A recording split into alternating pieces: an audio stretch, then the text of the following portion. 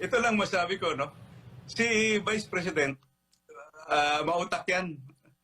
She has got the political, I think, nagmana siya sa kanyang political IQ sa tatay niya.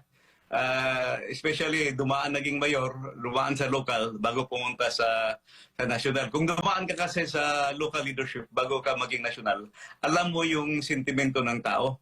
At actually, yung marurunong mag-analyze, actually, pati ako napatawa. Kakatawa kasi although hindi ko pa na isa-isa yung kanilang basis sa articles of impeachment.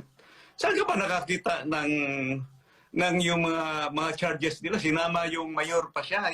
Non-impeachable. Hindi in-impeach ang mayor eh. To prove na ito yung sinasabi nila na predetermined amount. Meron na. How can they prove na may predetermined amount? Wala ka namang minutes of the meeting. So kung may minutes of the meeting ka, at least mapakita mo na ito yung predetermined amount. Yung predetermined amount according to according to Ibong Adarna. How can you say ito yung predetermined amount? Wala kang records nung wala kang tape conversation, wala kang tape videotape ng deliberations, lalo na yung minutes of the meeting. So mahirap talaga yung sitwasyon nila ngayon. Yung may mga high crime, ano ba yun? But that's only considered grave threats. Kaya lang, ayaw ko na pag-usapan kasi mahahaba yung istorya at saka hindi ko pa napag-aralan isa-isa yun. But nung una kong impression nung nakita, napapatawa ako. And napapatawa ko sa accusations o charges. Pangalawa, napapatawa ko dahil wala man lang time na. There is no time element. Suicide yung ginawa. That was a panic mode of filing. Imagine mo, nag-decide sila na mag-file on that day, nagpa-cancel nung hearings. Then gather yung mga congressman. Yung iba naghahabol pa para magpirma. So you will notice that it's not a well-strategized thing. Then I go to the conclusion, diversion ito. They're doing their best to divert the people from the real issue. The very hot issue, which is an anomalous budget process that is shown in the 28 blank items in the BICAM report. Paano nagkaroon ng figures sa GAA? You know, yung iba, they're trying to belittle it. BICAM report lang yan. Maliit lang yan. Yung affected daw, yung agriculture. No.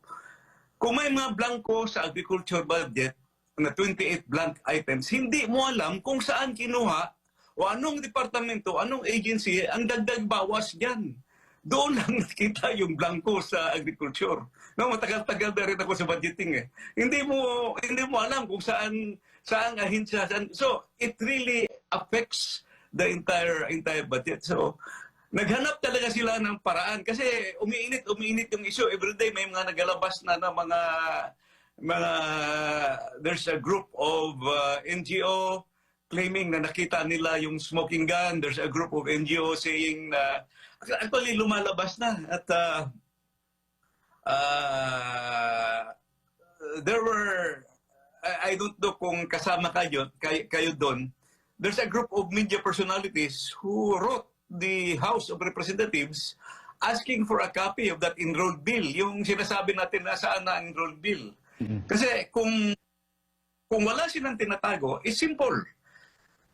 Ipakita mo yung BICAM report, then ito yung enrolled bill. Yung enrolled bill kasi, yun yung pipirmahan ng Speaker at saka ng Secretary General ng House, pipirmahan ng Senate President at saka Secretary General ng Senate. Yung copy ng enrolled bill na yan, yun yung dadalhin sa Malacanang para i-veto or pipirmahan, i-approve ng presidente. Yun ang hinahanap ko. Wala eh. Hindi nila nilabas eh. Is seriously studying our petition. So I won't comment beyond that. What I can say is papasalamat ako sa Supreme Court for acting.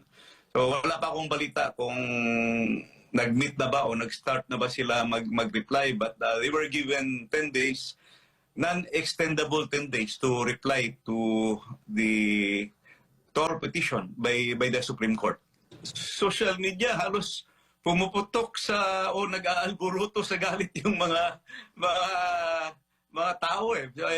By the way, they write their comments and they share about that impeachment, lalo na dito sa Visayas and Mindanao, no? Nakikita ko yung reaction ng mga tao at saka if you will notice, yung mga congressman na nagpipirma are starting to explain. So, ang ibig sabihin nun, hindi sila nagkukonsulta sa kanilang mga constituents bago bumuto or bago nagpirma doon. They should have consulted their constituents from the start kung papayag ba kayo na pipirma ako o ano sa tingin nyo. So, kaya nga kami naging representative of the district that we represent. So, our voice should be the voice of the people.